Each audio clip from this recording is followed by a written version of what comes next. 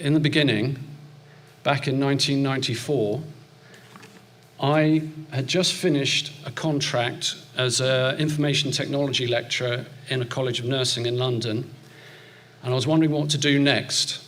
And part of that wondering, I was doing a very important cat-sitting and flat-sitting appointment for a friend.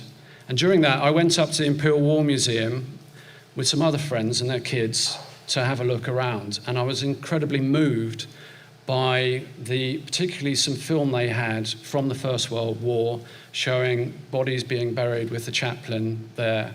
And I thought, I'll do some reading. So I got Martin Middlebrook's First Day on the Somme, and I read that. And I thought, I want to look into this more. And I knew that within my family, there were various members who had been involved in the First World War.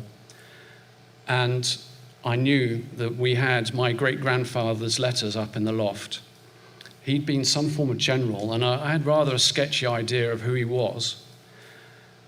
And so I found his letters, and you will see later on that they're really quite harrowing and moving.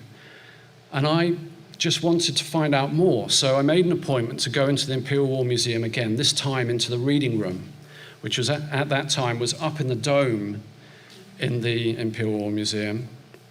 And I got them to bring me the regimental history with his battalion in. And as I flicked through, I came across this group photograph here, and I saw him in the middle.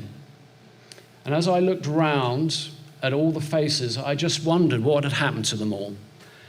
And then my questions grew from there as to thinking, where had they all come from and what had led them to be in that place for that photograph?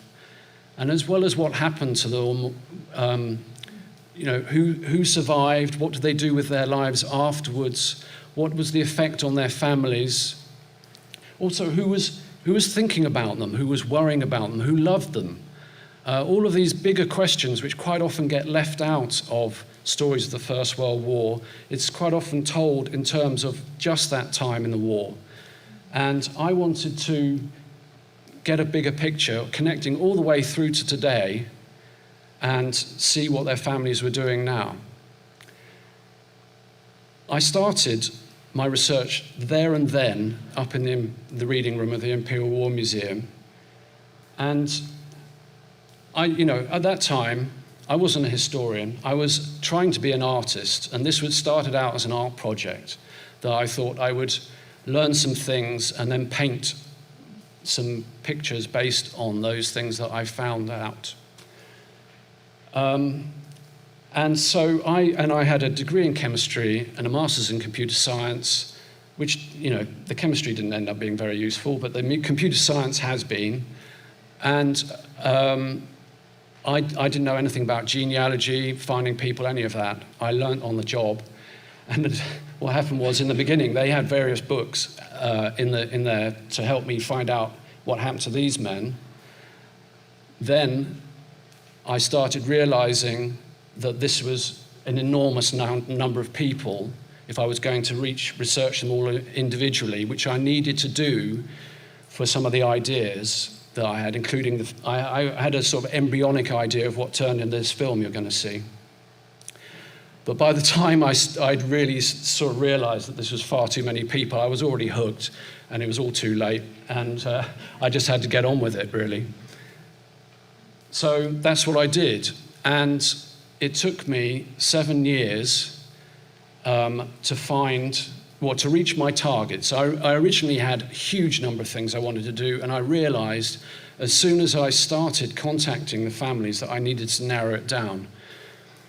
So my targets were to meet at least one member of each of the families of these men. And if they pointed me to someone else in the family who had a load more information, then I would follow it up. But otherwise, I would then just leave it. And secondly, that I would build the family trees of all their direct descendants, which was the central thing that is the film. And so it took me 7 years, and it was the most amazing experience going around the world to, well, I went to 23 counties in England, to Scotland, to South Africa, Canada, the States, Australia. I corresponded with people in Hong Kong, Switzerland, Argentina, all over the world. And it's just been the most amazing experience in terms of the people I've met, the stories I've heard, the photographs I've seen, artifacts, letters. Really, I would not have got to see all of this sort of stuff and get that window on the world without this project. And you'll see later on the sort of things that I've managed to find.